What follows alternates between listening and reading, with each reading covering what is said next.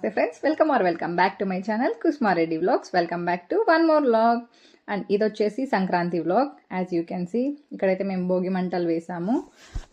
As you know ముందు రోజు అయితే మేము బోయకొండకి వెళ్ళి వచ్చాము. సో జర్నీ చేయడం వల్ల కొంచెం అలసిపోయాము. అండ్ మార్నింగ్ అయితే ఎవ్వరు లేలేదు, జస్ట్ నేను చరిబాబు మాత్రం లేచి ఇంకా భోగి మంట అయితే వేసుకుంటున్నాము. చరిబాబు కూడా నాకు బాగా హెల్ప్ చేశాడు. అండ్ ఇంట్లో లక్కీని లేపిస్తే అరే ఇవాళ భోగిరా అంటే వాడు ఒక గంట ఆగిరా అన్నాడు. సర్లే ఇంకెందుకులే ఇవన్నీ అయ్యే పనులు కాదు అనుకొని పైగా ఫిజికల్గా మెంటల్గా స్ట్రెస్ అని మనమే స్టార్ట్ చేసామన్నమాట.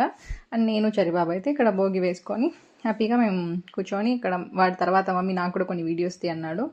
ఇంకా మేము అలా కాసేపు టైం స్పెండ్ చేస్తుండగా ఇంకా ఇంట్లో ఒక్కొక్కరే లేచి రావడం అయితే స్టార్ట్ చేశారు. Next comes the videos for Instagram post and stories. So ఇలా వాడు పక్కన నించొని అరే మండుతుంది అన్నా కూడా పర్లేదు మమ్మీ వీడియోది అన్నట్లు ఉన్నాడు. సో ఇంకా కొన్ని స్టోరీస్ పోస్ట్ చేసిన తర్వాత ఇంకా ఆ రోజు ఈవినింగ్ అయితే సంక్రాంతి అంటే ముగ్గులు మ్యాండేటరీ కదా. సో ఇదైతే నేను వేసిన ముగ్గు. మనలో దాగి ఉన్న ఆర్టిస్ట్ అలా తన్నుకుంటా బయట వస్తాడు ముగ్గులంటే.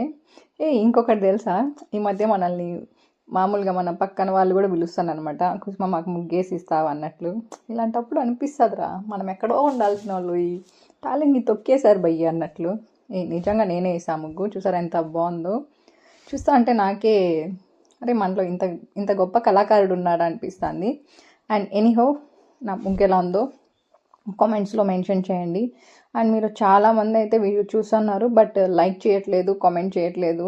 గైస్ మీరు ఇచ్చి ఒక లైక్ ఒక comment will give me lots of motivation. And ఇంకా సేమ్ డే ఈవినింగ్ పిల్లలకి భోగి పళ్ళు పోయాలి కదా అనేసి ఇంకా నేను మొత్తం అంతా ప్రిపేర్ చేసి పెట్టాను. ఇంకా ఫస్ట్ అత్తమ్మ ఉన్నారు కాబట్టి అత్తమ్మ అయితే స్టార్ట్ చేసింది భోగి పళ్ళు పోయడం. ఇక్కడ కూడా వీడు చేసి అల్లరి మామూలు అల్లరి కాదు, ఒక చిన్న మినీ మంకీ ఉన్నట్లు ఉంటాడు ఇంట్లో. వాడు ఎగరడాలు దూకడాలు అంత కామ్గా కూర్చుంటాడు కదా. కాసేపు అలానే చూడండి వాడు చేసే వేషాలన్నీ. అండ్ ఇక్కడ మా అత్త అయితే తలపైన వాళ్ళకి ఏం నిలబడుతుందో అది వాళ్ళ ప్రాప్తి అన్నట్లుగా చెప్తా అన్నారు. అండ్ అందుకనేసి వాళ్ళు తోసుకొని చూసుకుంటున్నారు. అండ్ హియర్ కమ్స్ వాడి కోతేశాలు. అండ్ ఇలానే చాలా చేస్తూ ఉంటాడు వాడు ప్రతిదానికి కూడా, బట్ కనిపించాడు అంతే అట్లా. సో నెక్స్ట్ ఇలా 3 times వేయాలి కాబట్టి ఇంకా అత్తమ్మ అలా 3 times వేస్తున్నారు. ఇక్కడ చాలా మోస్ట్ ఇన్నోసెంట్ బాయ్ అయిపోయాడు వీడు. And next comes the puja. So ఈ సంక్రాంతి రోజు ఎర్లీ మార్నింగ్ నేను 5కి అయితే పూజ మొత్తం కంప్లీట్ చేసేసాను. అండ్ ఆ రోజు 2 దాకా కూర్చొని నేను ఫ్లవర్ డెకరేషన్ మొత్తం అంతా అంటే పువ్వులన్నీ మొత్తం నేనే మాలలు కూర్చాను. మనకి తోటలోనే తెచ్చుకున్నాము ఆ పువ్వులన్నీ. సో ఆ పువ్వులన్నీ మాలలు కూర్చి మొత్తం అంతా రెడీ చేసి పడుకోవడానికి అయితే నాకు 2:30 అయిపోయింది.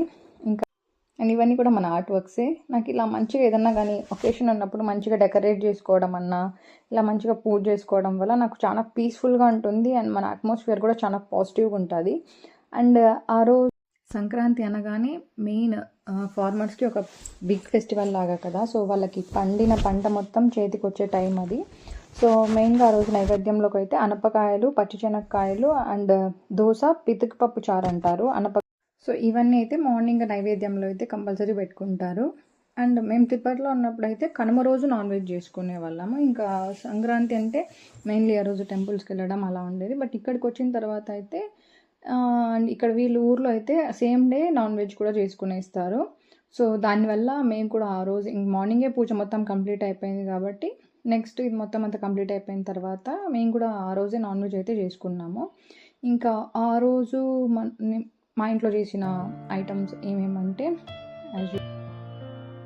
Here comes the food, that is dosa, పితిక్పప్పు కూర, చికెన్ బిర్యానీ, నాటుకోడి కూర.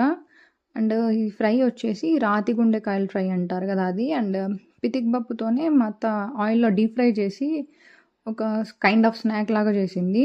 అది నాకు చాలా ఇష్టము. అండ్ మ్యాండేటరీగా ఆ రోజు ఖచ్చితంగా అనపకాయ, శనక్కాయ తినాలని చెప్పారు. సో ఇంకా దాన్ని కూడా ఇంక్లూడ్ చేసుకొని అండ్ సమ్ సలాడ్. సో ఇలా అయితే అండ్ ఇలా లంచ్ కంప్లీట్ చేసుకొని అత్తమ్మ పిల్లలు అయితే తిరుపతికి అయితే వెళ్ళిపోయారు.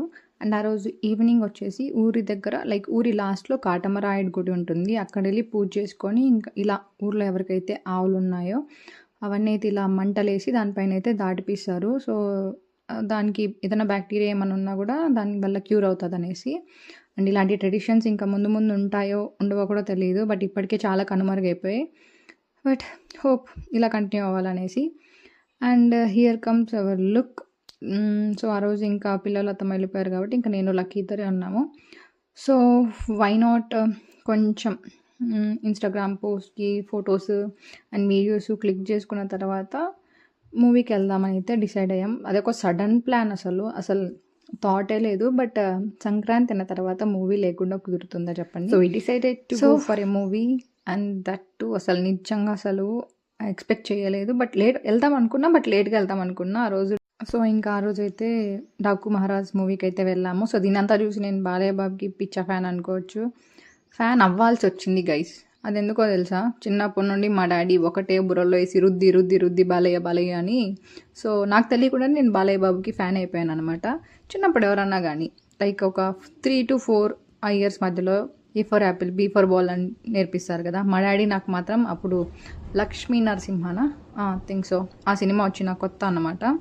సో అప్పుడు డైలాగ్ ఉంటుంది కదా, కుమారస్వామి గోపాలస్వామి అని, ఇలా కొడుకులు పుట్టి చచ్చాక ఈసారి పుట్టబోయే బిడ్డ చంపేవాడు కావాలి కానీ చచ్చేవాడు కాకూడదని మొక్కి మరీ పెట్టాడురా మా నాన్న, నా పేరు లక్ష్మీ నరసింహస్వామి అని. ఈ డైలాగ్ రిపీట్ మోడ్లో మొత్తం ఇంటికి వచ్చిన ప్రతి వారికి చెప్పాలన్నమాట. మా డాడీ నాన్న చెప్పినానంటే నేను చెప్పాలి.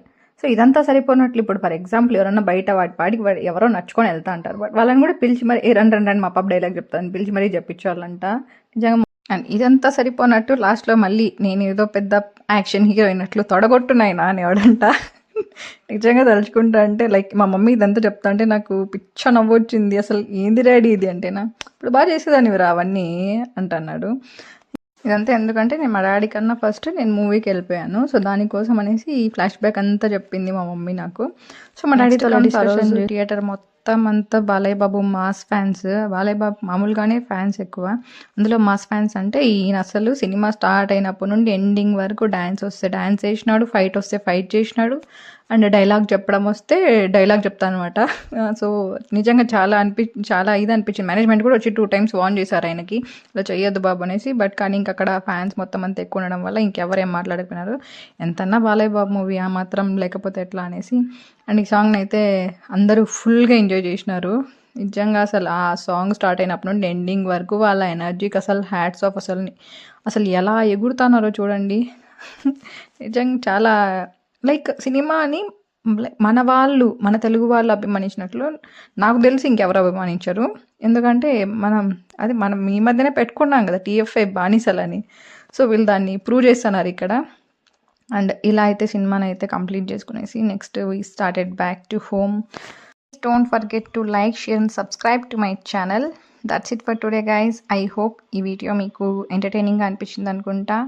ఉంటా మరి, బాయ్. ఇంకో వీడియోతో మళ్ళీ కలుస్తా.